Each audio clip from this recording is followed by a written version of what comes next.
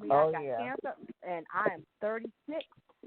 We got to get rid of this. What are we gonna do?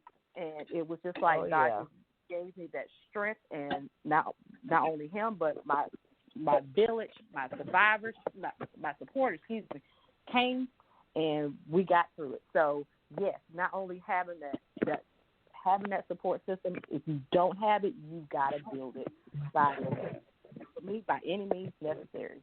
So, and for those that don't have that support system, there are some wonderful, wonderful organizations, nonprofit organizations out there that you can get in contact with.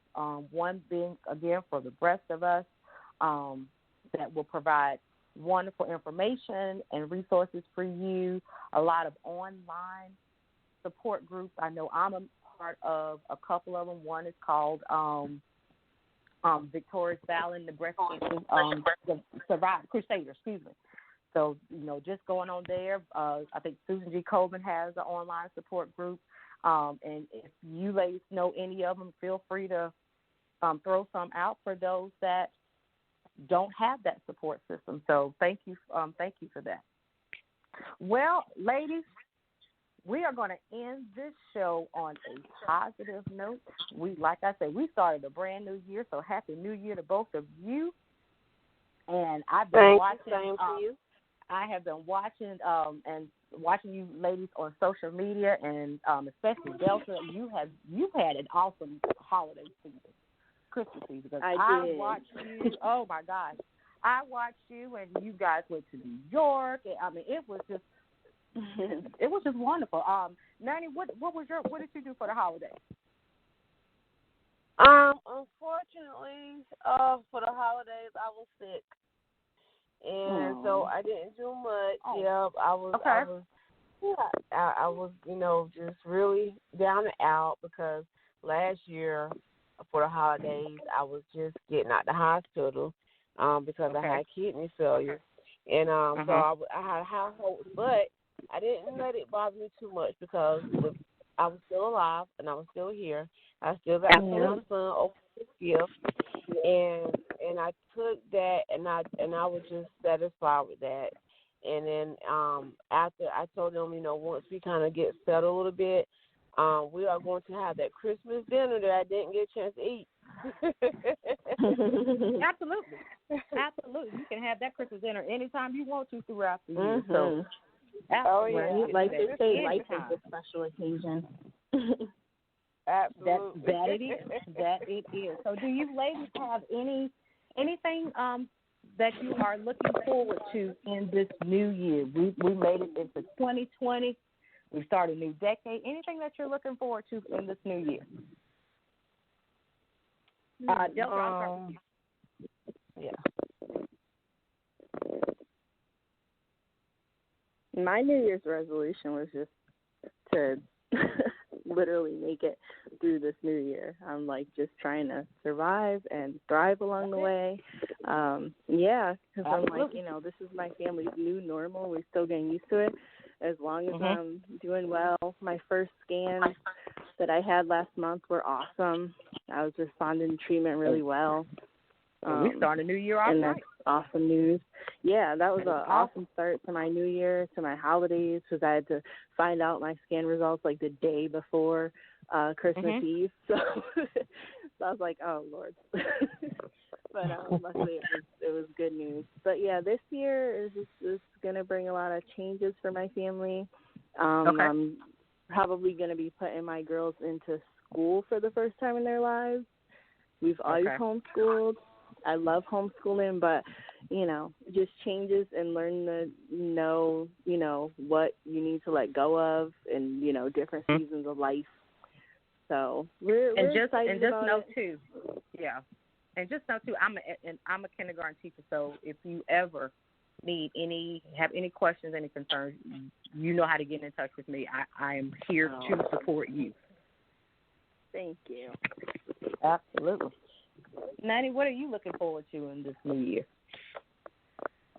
Well, this new year, actually, February the 8th, this past January was me and my husband 20-year anniversary. So we are actually renewing our wedding vows.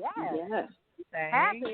Thank you. That is a huge one. Hey, that is huge.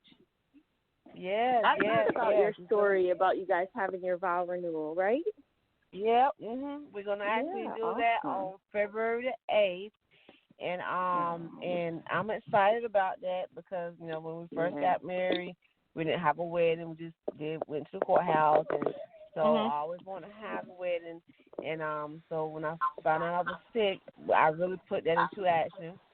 And I'm just looking forward to just because like I said, I just came out of work, so I'm just looking forward to doing speaking, advocate, doing things that just being active with my son and spending more time at the beach if possible, and just enjoying life and just living life and just taking it all in, and just try to make myself a little active and reach out to other females. So I know at one point I felt alone, even though you have a lot of support. Sometimes you can feel alone, and I know sometimes people go through that. So I want to reach out a little bit more, and if someone's feeling that way, I'm always here. I'm always available because I love to laugh. I love to have fun. I love to be silly, and so I'm just looking forward to great things.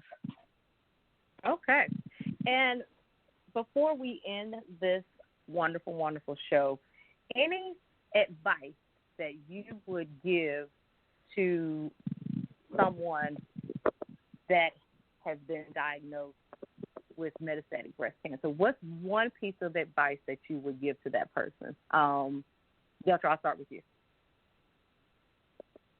I would just say take a deep breath and hold on tight and just hold on to hope,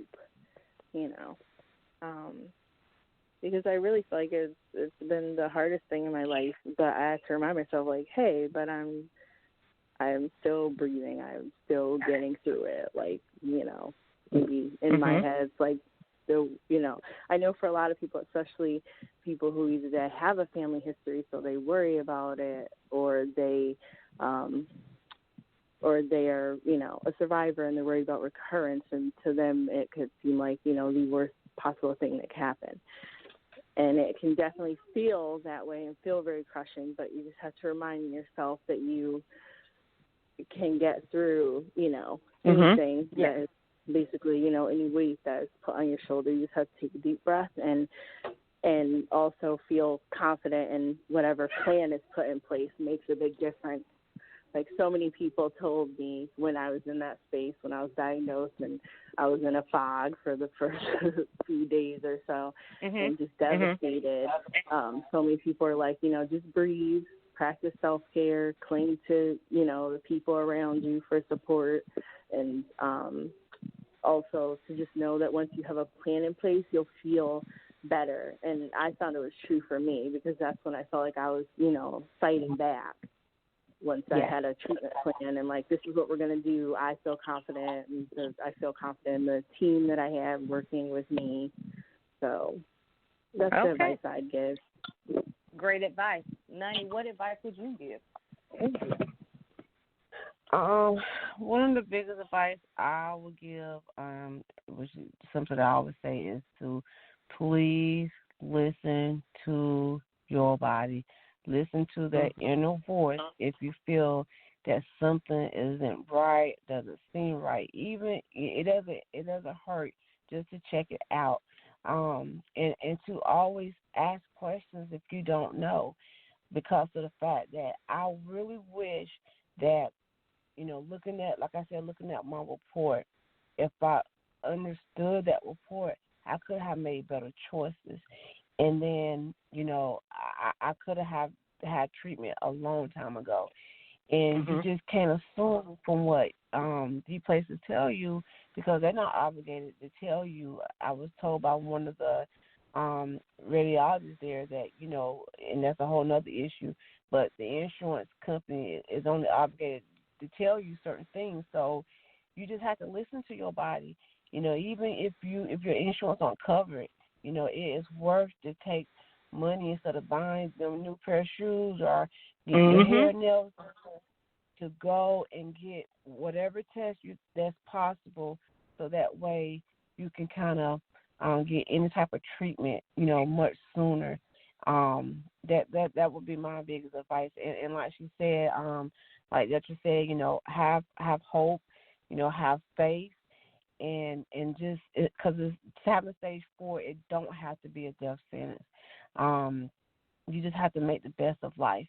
And when people, they have this thing, I'm gonna do a bucket list. I don't call it a bucket list. For me, it's a live, love, life list. Because when you have a will to live and you just love life, you want to do things that's living. I don't want to sit and be depressed and think about dying. Of course, it happened, but you don't want to put your mindset there. Just enjoy it. Enjoy family, enjoy friends, and just enjoy life. Absolutely. That is some wonderful, wonderful advice from the both of you. Nani and Deltra, I want to thank you both for coming on the show today and just sharing your testimony, sharing your lives about living with metastatic breast cancer. Please know that I will always be here for the both of you as a resource, as your supporter, as your friend, as your sister, your survivor sister, because you two y'all are just doing it up. And I just want to thank you again for just having the courage to come on and share your story, because someone needed to hear this. Excuse me. Thank you. No. So thank you for your support. Absolutely. Yes, absolutely. Thank you. So, with that being said, this is your favorite breast cancer survivor, Tisha, host of T and the Big C, signing off. This episode will be posted on my social media pages, so feel free to share and share and share to get the word out. This is a conversation that we will continue to have throughout the year, because not only am I a breast cancer survivor, but I am also a patient advocate. So I am definitely going to be advocating and getting the word out to everyone, especially women of color, about breast cancer and MBC and how we can thrive and survive with. So with that being said, everyone have a great night. And until then, we will talk with you soon. Thank you. Bye-bye. Have a good night. Bye-bye. Good night.